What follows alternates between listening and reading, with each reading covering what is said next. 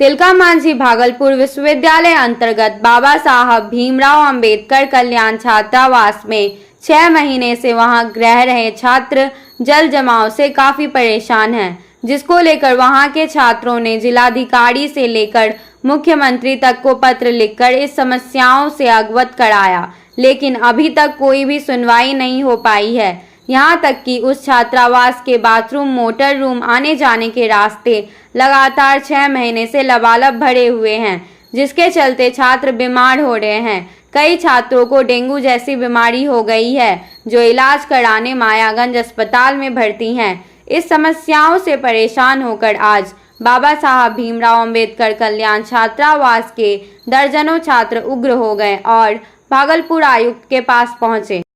यहाँ सर हमारे छात्रावास में सर जल जमाव की समस्या है। बाबा साहब डॉक्टर भीमराव अंबेडकर कल्याण छात्रावास संख्या 2 में सर करीब 6 महीने से जल जमाव की समस्या है। जो कोई गंगा जल नहीं, वो नाले का सीवेज वाटर है, जिसमें कि हम प्रत्येक दिन हम लोगों को विश्वविद्यालय जाना होता है, मतलब महाविद्यालय जाना होता है, क्लास करने के लिए जाना होता है। वही जल हम लोगों को मोटर से जो है टंकी में जाता है। वही टंकी का वाटर जो हम लोग खाना बनाने के लिए इस्तेमाल करते हैं, उसको इस्तेमाल कर करके हम लोग जो है कई दिनों से बीमार हैं। कई छात्र जो है डेंगू से पीड़ित होकर के आज हॉस्पिटल में पड़ा हुआ है। कई हॉस्टल में पानी है, करीब 3 से 4 हॉस्टल में सर पानी है, जिसमें कि बाबा साहब भीमराव अंबेडकर कल्याण छात्रावास संख्या 2 पूरा डूबा हुआ है। उसी में हम लोग सर चौकी पर रहते हैं, उसी पे खाना बनाते हैं, उसी पे खाते हैं।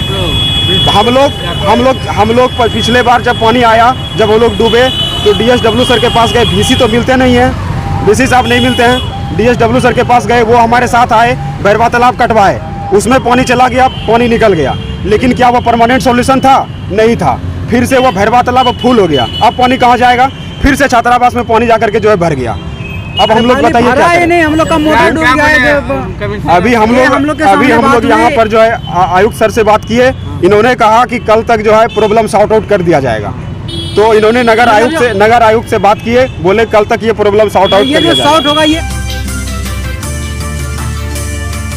तमाम अवरोधों और जटिलताओं के बावजूद जाति आधारित गणना की रिपोर्ट अब हकीकत बन गई है। रिपोर्ट पब्लिक डोमेन में पहुंच गई है। बिहार पहला राज्य बन गया है जिसने जाति आधारित गणना की रिपोर्ट सार्वजनिक की है। अहम बात यह है कि सभी सियासी पार्टियों की आम सहमति के बावजूद सामाजिक के हिस्सों के एक वर्ग में इसे लेकर आशंकाएं प्रकट की जा रही है, लेकिन वह धरातल पर उतर गई है। हालांकि अभी इसमें कुछ त्रुटियां पाई गई हैं। इसको लेकर बिहार के मुख्यमंत्री नीतीश कुमार ने कहा है कि उसे जल्द दुरुस्त कर लिया जाएगा। इसको लेकर आज भागलपुर जनता दल यूनाइटेड के कार्यकर्ताओं ने खुशी का इजहार करते हुए लोगों को मिठाइयां खिलाकर बधाइयां दी और एक दूसरे से गले मिले। साथ ही उन लोगों से अपील करते हुए कहा कि पुरानी नीति जिसके जितनी हिस्सेदारी उतनी भागीदारी वाली बात अब सामने आ गई है। उम्मीद है पूरे भारतवर्ष में ऐसी जनगणना होगी जिससे पूरा भारतवर्ष अपने आंकड़े को जान पाएगा। जाति आधारित जनगणना को लेकर दर्जनों कार्यकर्ता मौजूद थे।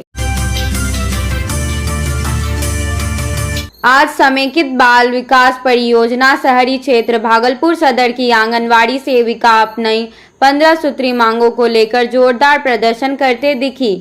उन्होंने साफ तौर पर कहा, हमारी 15 सूत्री मांगे हैं, अगर नहीं मानी गई तो जोरदार प्रदर्शन होगा और हम लोग काम बंद कर हड़ताल पर चले जाएंगे। वहीं प्रदर्शन कर रही आंगनबाड़ी की सेविका पूनम कुमारी ने बताया कि हम लोगों से काम अनेक तरह के लिए जाते हैं, लेकिन बदले में सिर्फ मानदेय दिया जा रहा है। हम लोगों की मांग है कि हमें मानदेय नहीं वेतनमान चाहिए या फिर चतुर्थ वर्गीकरण की नौकरी दे दी जाए। वहीं शशि कला कुमारी ने कहा, हमारी 15 सूत्री मांगे पूरी नहीं हुई तो हम लोग सभी आंगनबाड़ी सेविका अनिश्चितकालीन हड़ताल पर चले जाएंगे। भागलपुर का जिला परिवहन विभाग भगवान भरोसे चल रहा है। अगर बिजली कट जाती है तो यहाँ के सारे काम ठप हो जाते हैं। तस्वीरों में साफ तौर पर देख सकते हैं कि जिला परिवहन विभाग के सभी दफ्तर में बिजली कटते ही घना अंधेरा छा जाता है और काम ठप हो जाते हैं। इसको लेकर लोग घंटे परेशान रहते हैं। वहीं कुछ परेशान लोगों ने इसकी जानकारी जिलाधिकारी सुब्रत कुमार सेन को आवेदन लिखकर दिया। वहीं जिला परिवहन विभाग के रवैये से परेशान लोगों ने कहा कि लर्निंग लाइसेंस के लिए हम लोगों को घंटों इंतजार करना पड़ता है। वहां के कर्मियों का साफ तौर पर कहना है कि अभी बिजली नहीं है और जनरेटर में तेल नहीं है। वहीं जनरेटर ऑपरेटर ने कहा, हमें तेल का पैसा 3 महीने से नहीं दिया जा रहा। इसके जवाब में डीटीओ ने कहा, मैं तेल का पैसा जनरेटर ऑपरेटर को नहीं देने वाला हूं। बिजली आएगी तो काम होगा। अब सवाल यह उठता है कि क्या जिला परिवहन विभाग भगवान भरोसे चल रहा है या फिर बिजली विभाग के भरोसे।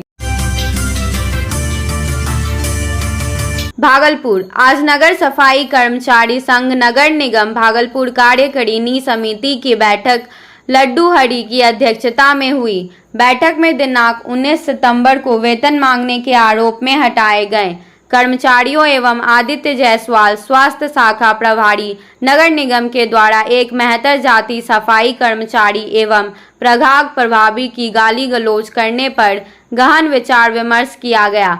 बैठक में 3 प्रभारी राजेश कुमार वार्ड नंबर 30, सागर हरी वार्ड नंबर 21, लड्डू हरी वार्ड नंबर 32, जो सभी मेहतर जाति से, और बिक्की राय ट्रैक्टर चलाकर को सिर्फ वेतन मांगने के आरोप में कार्य से हटाया गया, जो हमारे मौलिक अधिकार का हनन है। वेतन नहीं मिलने पर वेतन मांगना कोई अपराध नहीं था, फिर भी ऐसा किया गया। इसका मूल कारण इन लोगों का मेहतर जाति का होना है। यह लोग हम गंभीर बीमारी से यहाँ तक कि कोरोना महामारी में अपना और अपने समस्त परिवार का जान को जोखिम में डालकर संपूर्ण भागलपुर जनता को इस महामारी से बचाने का कार्य किया। आज all India central council of trade union जिला कमेटी भागलपुर द्वारा लखीमपुर खीरी के शहीदों को न्याय दिलाने एवं भाजपा मंत्री अजय मिश्रा टेनी को पद से हटाने और गिरफ्तार करने को लेकर जिलाधिकारी सुब्रत कुमार सेन के कार्यालय के समीप काला दिवस के रूप में प्रदर्शन किया। वहीं सभी प्रदर्शनकारी कार्यकर्ताओं ने जमकर केंद्र सरकार के खिलाफ नारेबाजी करते दिखे। वहीं अखिल भारतीय किसान महासभा के अध्यक्ष विंदेश्वरी मंडल ने कहा कि मोदी सरकार पूर्ण रूपेण फांसीवाद है। उनके खिलाफ हम किसान काला पट्टा लगाना धारणा पर बैठे हैं। केंद्र की मोदी सरकार सिर्फ वादा करती है। भागलपुर आपदा प्रबंधन कार्यालय के सामने जिला परिषद द्वारा 3 दुकान बना दिया गया था, जो अवैध रूप से बना हुआ था। इसके पहले तीनों दुकानों को जब अतिक्रमण मुक्त करने के लिए नगर निगम से कर्मी अपने दल बल के साथ आए तो जिला परिषद के लोगों ने इस तीनों दुकान पर अपनी संपत्ति बताकर तोड़ने से मना कर दिया था, परंतु यह तीनों दुकान अवैध तरीके से बनी हुई है। इसलिए आज जिला प्रशासन एवं नगर निगम के आदेश अनुसार इस तीनों दुकानों को तोड़ दिया गया है। जबकि इस बीच नगर निगम के जिला परिषद को 15 दिनों की मोहलत भी दी गई थी ताकि इसके कागजात जिला परिषद पेश कर सके और दुकान में रखे सामान भी दुकानदार सहूलियत से निकाल सके, लेकिन कोई भी कागजात जिला परिषद के लोगों के सामने नहीं रख पाया, जिसके चलते आज इस तीनों दुकानों पर जिला परिषद और नगर निगम का बुलडोजर चला। आपदा प्रबंधक ऑफिस के सामने जिला परिषद द्वारा 3 दुकान बना दिया गया था सर जी, जो अवैध था। इसके पहले हम लोग इसको अतिक्रमण मुक्त कर रहे थे तो जिला परिषद के लोग आए हुए थे कि ये मेरा संपत्ति है, तो हम लोग उस वक्त छोड़ दिए। उन लोगों को 15 दिन का समय दिए। 15 दिन के बाद आप कागज पत्र 15 दिन में उन्होंने किसी प्रकार का कागजात उपलब्ध नहीं कराया सर जी। उसके बाद फिर जिला से आदेश हुआ कि तीनों दुकान को हम लोग ध्वस्त करने। कितना दुकान? 3 दुकान था सर। नाम क्या हुआ? मेरा नाम शंकराचार्य उपाध्याय था, नगर निगम के कर्मचारी, अतिक्रमण शाखा प्रभारी। कर्मा योजना आई, 18 प्रकार के पारंपरिक व्यवसाय से जुड़े हुए लोगों का आर्थिक उन्नयन करने का काम नरेंद्र मोदी जी ने किया।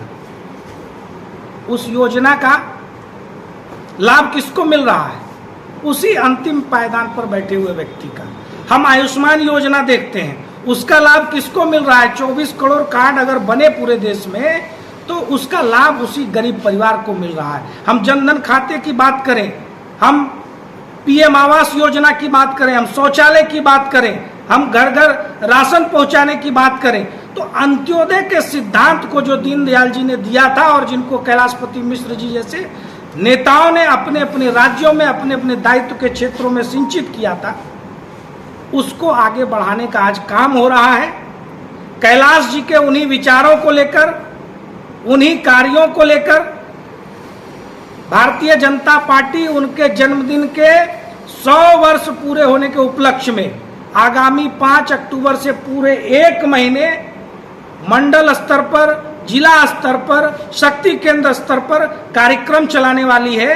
और भाजपा के आदरणीय राष्ट्रीय अध्यक्ष जेपी नड्डा जी का जो 5 अक्टूबर में इस कार्यक्रम का शुभारंभ करने वाले हैं, उस कार्यक्रम में भागलपुर सहित बिहार के तमाम जिलों से मंडल अध्यक्ष, शक्ति केंद्र प्रमुख, सभी पदाधिकारी, प्रदेश के मंच मोर्चा के जितने भी पदाधिकारी हैं, ऐसे हजारों लोग वहां इकट्ठे होने वाले हैं। और वहां से जो ये कार्यक्रम का दीप प्रज्वलित होगा, उसकी रोशनी हर जिले में अगले 1 महीने तक आपको प्रकाशित होती दिखाई देगी।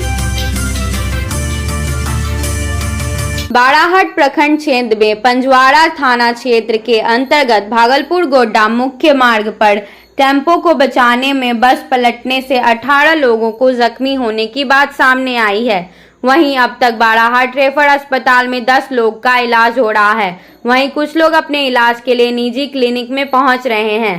प्राप्त जानकारी के अनुसार भागलपुर से गोड्डा जा रही हेम पुष्पा बस गोड्डा से आ रही टेम्पो को बचाने के दरमियान बस पलटकर धान के खेत में चली गई, जिससे कई लोग घायल हो गए, लेकिन किसी की हताश होने की खबर नहीं है। स्थानीय लोगों ने दौड़कर बस में फंसे लोगों को बाहर निकाला एवं सभी को बाड़ाहाट प्रखंड अस्पताल में भेज दिया गया। वहीं इसकी सूचना पंजवाड़ा थाना अध्यक्ष अनिल कुमार शाह को जानकारी दिए। जानकारी मिलते ही घटनास्थल पर पंजवाड़ा थाना पुलिस पहुंची और बस में फंसी व्यक्तियों को निकालने का काम किया।